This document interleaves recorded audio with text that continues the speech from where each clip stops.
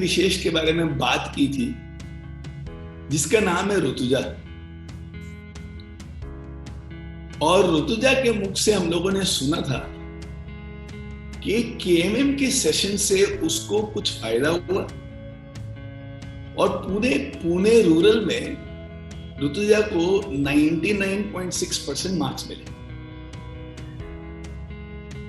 उसके बारे में जो ने पिछले सेशन में कहा था और कोशिश की कि चलो ऋतुजा से बात किया जाए, चलो उसको आप सब लोगों के सामने बुलाया जाए और उसकी कहानी, उसी की जुबानी सुनने में थोड़ा ज्यादा मजा आएगा। तो हमारे केएमएम के जो जूनियर वाले वॉलंटियर्स हैं, उन लोगों से दरखास्त की कि ये संभव हो सकता है क्या। और कुछ लोग हैं उनके मन में इतना आत्मविश्वास होता है कि वो चीजों को संभव कर देते हैं। तो तुषार, हितेंद्र और वहां के जो टीम मेंबर्स हैं, सब लोग ऋतुजा के घर गए, उनसे बातचीत की और आज ऋतुजा भी हमारे साथ है। Rutuja, thank you so much for coming. Namaste. Namaste sir. कैसी है? मैं तो बहुत अच्छी हूँ, आप कैसे हैं सर? मैं भी बहुत अच्छा हूँ। तू बहुत प्यारी लग रही है। Thank you sir. और तेरे बारे में सुन के ना दिल को बहुत खुशी होती है। अच्छा, पीछे कौन कौन है दोनों? सर क्या मैं मराठी में बोल सकती हूँ? हाँ बिल्कुल, तू, मैं हिंदी में पूछता हूँ, तू मराठी में बिंदास बोल। ही माझी आहे ना दीदी आहे आणि हाँ। या साईडला बसलेली माझी मम्मी आहे। दीदी नमस्ते, मम्मी जी नमस्ते। आप लोगों के आशीर्वाद से बच्ची बहुत अच्छा कर रही है, तो आप लोगों को बधाई हो। अच्छा ऋतुजा, तेरा मार्क्स तो बहुत कमाल का है, तेरे को बहुत खुशी हुई? हा सर, जेव्हा आम्ही माझे मार्क्स ऐकले तेव्हा तर मला फार आनंद झाला। तो तू ऐसे मार्क्स का इंतजार कर रही थी? तेरे को लगता था ऐसे मार्क्स आएंगे? हाँ सर, मुझे मतलब मला ते माहीतच होतं की मला पडणार आहे। माझ्यात तितका कॉन्फिडन्स होताच, स्वतःवर विश्वास ठेवला होता मी। हाँ, ओह वेरी वेरी नाइस। और तेरे स्कूल में टीचर्स कैसे हैं? सगळेच टीचर फारच चांगले सर। कोणती म्हणजे मला काही अडचण आली तर त्यांनी ती लगेच सॉल्व केली होती आणि अभ्यासातही त्यांनी फार मदत केली मला। अच्छा, कोई टीचर ऐसा भी है जिसके ऊपर तेरे को गुस्सा आता है? असं तर नाहीये। अच्छा, मेरे कुछ दोस्त हैं यहाँ पे जो तेरे से कुछ पूछना चाहते हैं। और वो क्यों पूछना चाहते हैं कि तेरे से हम लोगों को सीखना है और वो सीख के हम लोग अपने बाकी के दोस्त लोग या बाकी जो स्टूडेंट्स हैं, विद्यार्थी हैं जो क्लास 9th और 10th में है, उनके संग बात करना चाहते हैं। ठीक है, तो चलेगा तेरे को? हाँ सर। अच्छा, तू एकदम मराठी में बात कर। हाँ, तू एकदम हिचकना नहीं, एकदम बिंदास हो, जो बोलना है एकदम बिंदास बोलने का। ठीक है?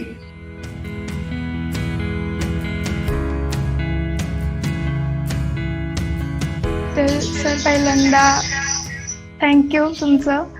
आणि मला ती एनर्जी आहे ना, ती सराउंडिंगमुळे मिळते।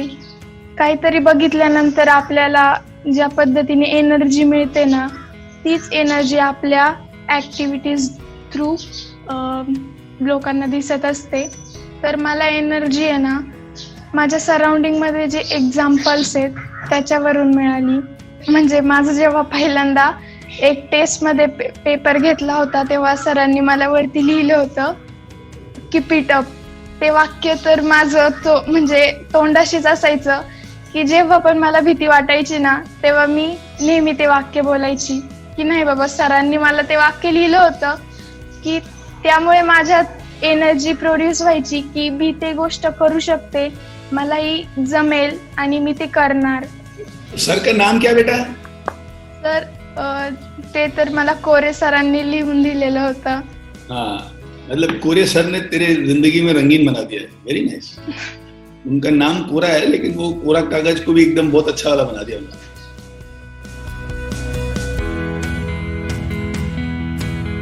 तर आता आपल्यावर डिपेंड आहे, आपण त्या गोष्टीला डिस्ट्रॅक्शन म्हणतो की आपल्यात ती गोष्ट साध्य करण्यासाठी कोणती अडथळा, कोणती कठीण परिस्थिती नाही येणार असं पॉझिटिव्ह थिंकिंग करून ती गोष्ट आपण टॅकल करतो. तर मला बऱ्यापैकी डिस्ट्रॅक्शन होते, परंतु मी ते डिस्ट्रॅक्शन नाही समजले, कारण की मला काहीतरी अचीव करायचं होतं, काहीतरी मोठं करायचं होतं की ज्यामुळे माझा कॉन्फिडन्स अजून वाढेल. मला पॉझिटिव्ह थिंकिंग ही गोष्ट फार आवडते सर, की आपण जर पॉझिटिव्ह थिंक केलं आणि जर ते कृतीतून दाखवलं की मी हे करू शकते, मी हे करणार आणि मी करेन. ही गोष्ट तर फारच कठीण होती, कारण की सर्वजण आमच्या वर्गात तर खेळतच, म्हणजे काही लोक होते की जे सिरियस होते आणि कॉम्पिटिशन तर असायलाच हवी ना सर, पण काही लोक होते की ते मस्ती करत असायचे. आम्हाला थोडासा त्रास व्हायचा, परंतु त्या गोष्टीला आम्ही त्रास नाही समजला सर, कारण की पर्सनली मला काहीतरी अचीव करायचं होतं.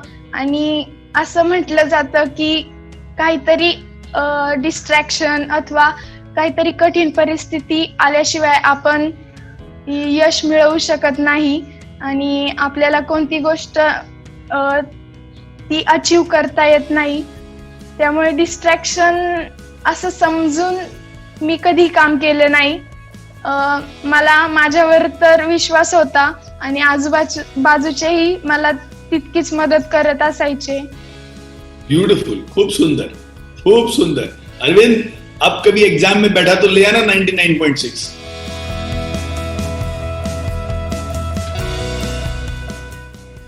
काय ना सर, आपल्यावर डिपेंड असतं की आपण एखादी गोष्ट पॉझिटिव्हली घेतो की निगेटिव्हली. जर मला असं झालं असतं तर मी मला समजवत राहिले असते की माझे प्रयत्न कमी पडले.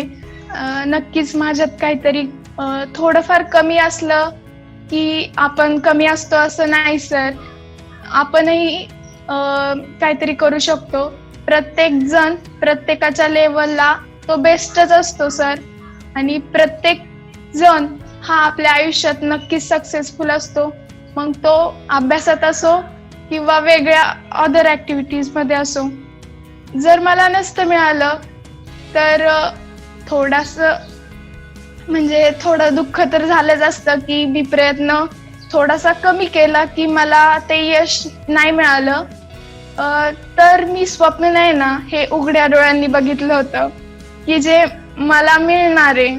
आणि स्वप्न म्हटलं की ते झोपेत बघितलं नव्हतं ना, ते उघड्या डोळ्यांनी बघितलं होतं, त्यामुळे ते नक्की मिळालं. आणि नसतं मिळालं तरी त्यातून मला अनुभव आला असता आणि त्याच्याही पुढे जाऊन मी आणखी प्रयत्न केले असते की याही पेक्षा जास्त चांगल्या प्रकारे मी कसे करेल.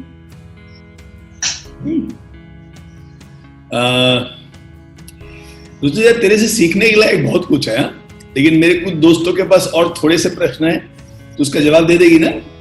हाँ सर.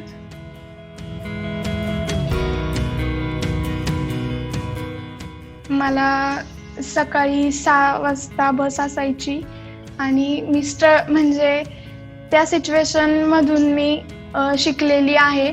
आणि माझी शाळा तर 5 वाजता सुटायची. तिथून पुढे मला घरी जायला बस असायची, तीही 5:30च्या नंतरच असायची. आणि त्यामुळे घरी जायला थोडासा उशीर व्हायचा. आणि मग मी घरी गेल्यानंतर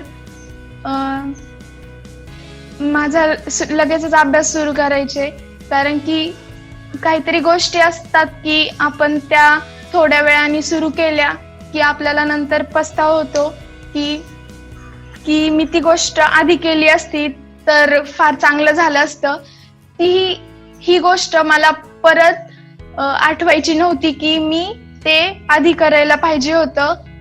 त्यामुळे मी घरी गेल्यानंतर लगेचच अभ्यास करायला बसत होते. तर मी एक परफेक्ट टाइम टेबल बनवलं होतं की ज्याला मी फॉलो केलं आणि त्यामुळे मला कदाचित त्याचमुळे मला सक्सेस मिळालं असावं असं मला वाटतं. तर प्रत्येकाने टाइम टेबल बनवलं तर नक्कीच सक्सेस हे मिळतच असतं. मी आहे ना जास्त वेळ म्हणजे इतका अभ्यास नाही केला, परंतु थोडा वेळ केला, तो मन लावून केला.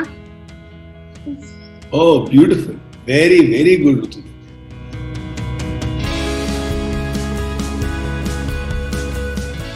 सर मी आधीपासूनच म्हणजे टॉपर तर होतेच, परंतु इतके मार्क्स मला कधी मिळाले नव्हते. ते मी नंतरच ठरवलं होतं की मला ते साध्य करायचंच आहे आणि ते मी करणार. तर मी 9वीला टॉपरच होते सर, आणि त्यानंतरही मी टॉपरच राहिले. मी कधी सेकंड आले नव्हते, आणि जरी आले असते ना तरी त्या गोष्टीतून मला अनुभव मिळाला असता, कोणतंही फेल्युअर मिळालं नसतं.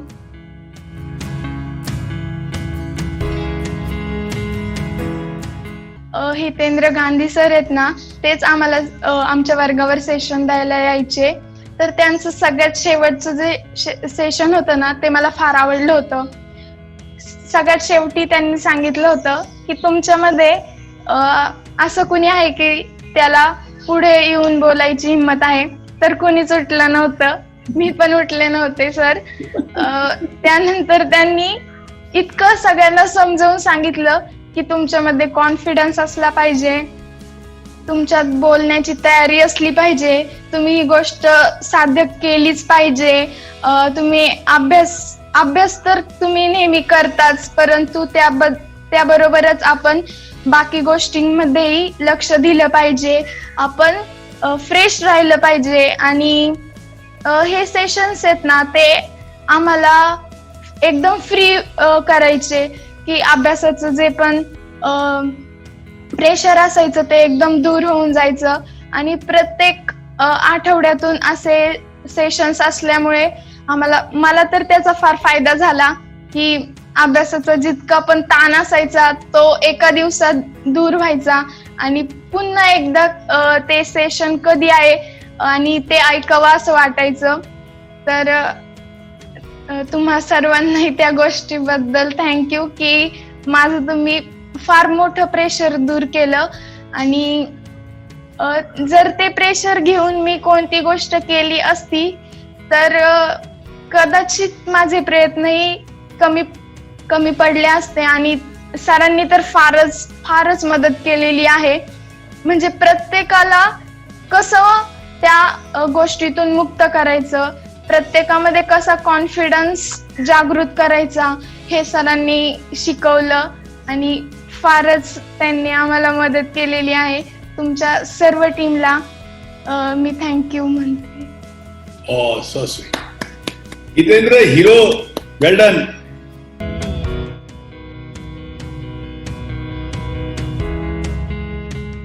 तशी तर कोणती अडचण नव्हती, परंतु काही मनात निगेटिव्ह थॉट्स यायचे की मी ही गोष्ट करेल का, मला ते जमेल का. आणि आपण तर सगळ्यांनी ऐकलंच आहे, इम्पॉसिबल असं काहीच नसतं. जर पॉझिटिव्ह पद्धतीने घेतलं तर ते आय एम पॉसिबल होतं. आणि फेल्युअर म्हणजे तर फर्स्ट अटेम्प्ट इन लर्निंग असतो ना.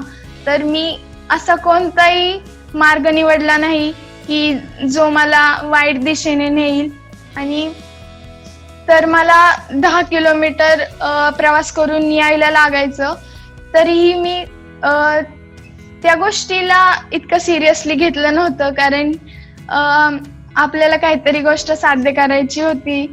आणि एका पद्धतीने ती गोष्ट चांगलीच होती की प्रवासात तरी आपल्याला फ्रेश वाटतं ना. आपण घरी असल्यावर आपल्याला काही लोक असे असतात की घरी असले का त्यांना थोडंसं प्रेशर येतं, त्यासाठी ते बाहेर फिरायला जातात. ह्या गोष्टीला मी अशाच पद्धतीने टॅकल केलं की मला घरी बसून कंटाळा आलेला आहे आणि मी आता बाहेर माझं माइंड एकदम फ्रेश करायला चालले आहे. त्यामुळं आपण कोणती गोष्ट निगेटिव्हली घेतली नाही पाहिजे. आपण नेहमी चांगला सकारात्मक विचार केला पाहिजे असं मला. Very very nice.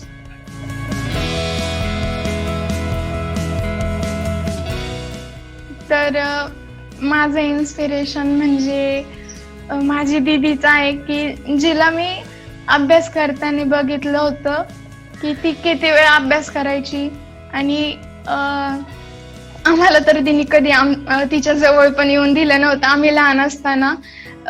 तर तिला बघून मला असं वाटलं की मी तिच्यासारखं बनावं आणि तिने तर आम्हाला कधीच जवळ पण येऊन दिलं नव्हतं की मला अभ्यास करायचा आहे, तुम्ही माझ्यापासून दूर जा, असं आम्हाला नेहमी सांगत असायची. तर ते एक एक्झाम्पल होतं माझ्याजवळ की मला तिच्यासारखं बनायचं होतं की मला जास्त मार्क्स मिळवायचे होते असं नाही, परंतु मला एक सक्सेसफुल पर्सन बनायचं होतं की ज्याच्याकडे लोक हे एक इन्स्पिरेशन म्हणून समजतील. आणि मला असं वाटतं की मी ते नक्की करू शकले असावे. आणि दुसरं एक्झाम्पल म्हणजे तर आमच्या शाळेमध्ये जे टीचर्स आहेत ते एकदम फ्रीली एकदम आम्हाला एकदम त्यांचीच मुले आहेत अथवा मित्रमैत्रिणी आहेत असं एकदम फ्रीली शिकवतात की ज्यांच्याकडूनही मला इन्स्पिरेशन मिळालं की ते इतके मेहनतीने शिकवतात ते, तर त्याचा आपल्याला थोडाफार आदर करायलाच हवा ना. तर तो मी केलाच आणि मलाही असं वाटलं की ते इतक्या मेहनतीने शिकवतात ते आणि त्यांचेही प्रयत्न फार आहेत की ज्याला मी एका सत्यात उतरवू शकते. Oh very nice. ये जो दीदी पीछे बैठी है ये आपकी प्रेरणा की स्रोत है? शी इज योर इंस्पिरेशन? या म्हणजे तिची छोटी बहीण आहे ना, ती पण तशीच आहे आणि ही पण फार अभ्यास आहेत. अरे वाह. तो आपकी दीदी ने कहाँ तक पढ़ाई की है? सर ती इंजिनियर आहे आणि आता ती जॉबला आहे. अरे वाह, व्हेरी गुड, व्हेरी गुड.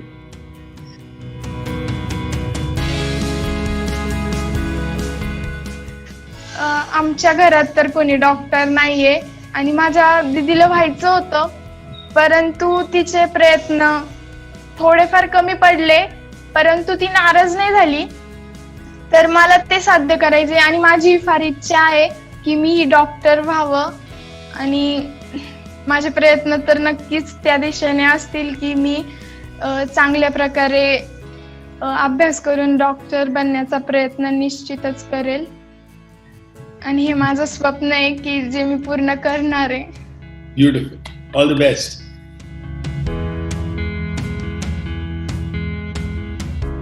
तर सर मला तर फार भीती वाटायची सुरुवातीला की मी हे करू शकेल का आणि मला ते जमेल का.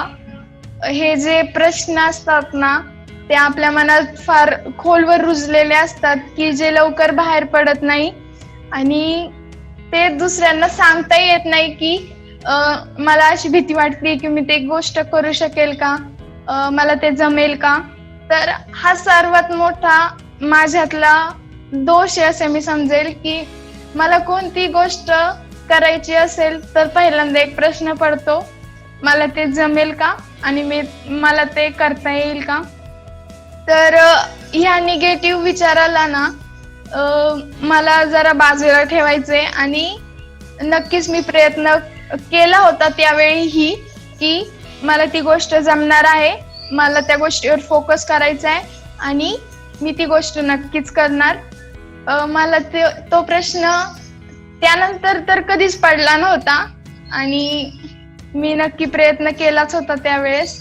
म्हणजे मी आहे ना मोटिवेशनल स्पीचेस ऐकले होते की ज्यामध्ये आपल्याला सांगतात की तुम्ही ती गोष्ट करू शकता आणि तुमच्यात ती जिद्द आहे, तुम्ही ती गोष्ट नक्की पूर्ण करू शकता.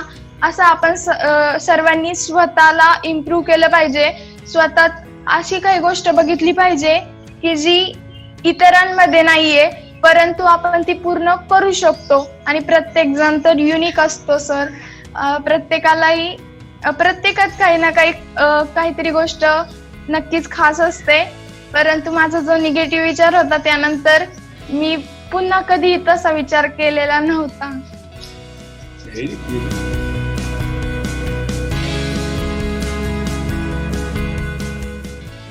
नाही, तशी कोणती गोष्ट नव्हती. त्यांनी मला असं कधीही सांगितलं नव्हतं की ती गोष्ट तुला करायचीच आहे.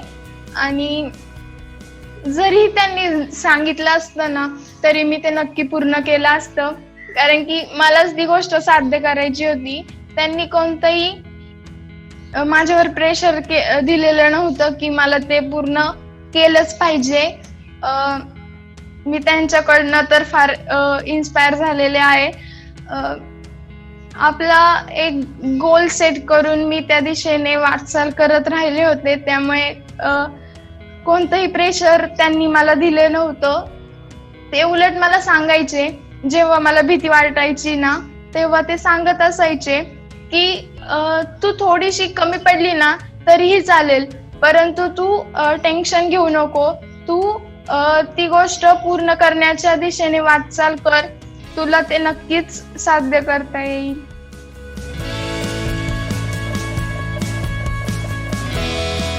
सर तसं तर बऱ्याच वेळा म्हणजे नकळत तर झालेलंच होतं की कोणता तरी फेस्टिवल असला किंवा घरात काहीतरी काम असलं तर असं व्हायचं कधीतरी, परंतु मी तर कधीही त्या गोष्टीचं प्रेशर घेतलं नव्हतं.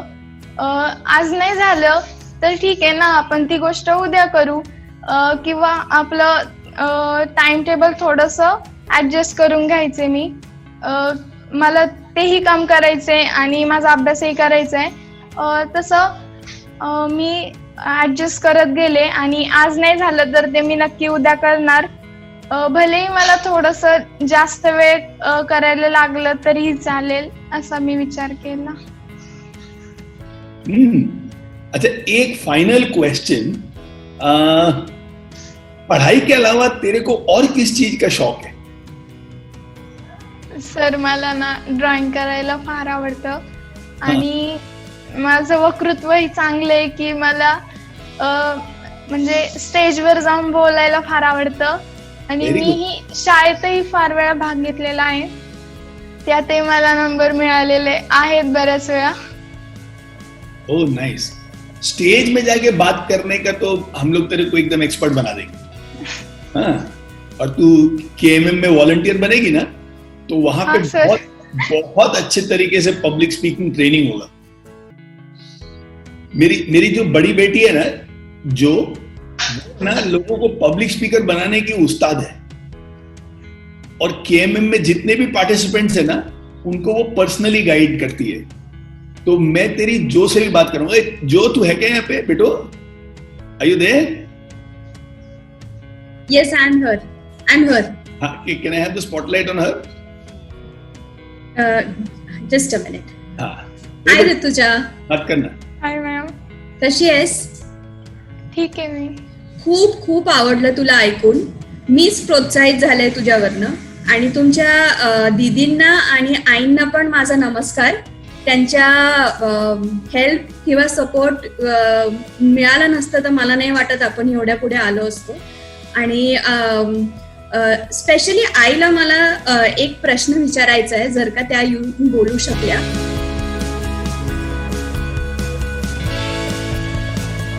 म्हणजे मला पण खूप छान वाटते. ती म्हणजे अशी जिद्दच ठेवली होती की मला एवढे मार्क्स पाडायचे. तसं तिचं स्वप्न होतं 99.99. ती तिचा अभ्यास करायची लिहून ठेवलं होतं तिने, पण थोडंसं तिचं कमी पडली असं वाटते तिला, की जिथं ती अभ्यास करायची तिथे लिहिलं होतं असं 99.99 आणि त्याच्या पुढे लिहिलं होतं डॉक्टर. तरी पण तिने खूप अभ्यास केला आणि त्यानंतर तिला ते यश मिळालं. मला पण खूप बरं वाटते. Thank you. Thank you. Bharti, are you there? Yes, I'm there. I'm here. अच्छा, ये ना एक बहुत अच्छी ड्राइंग टीचर है ऋतुजा.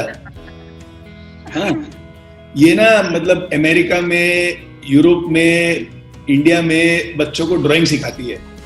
तेरे को कभी ड्राइंग में कुछ सीखना हो ना, तो ये महिला का चेहरा याद रखना, ठीक है?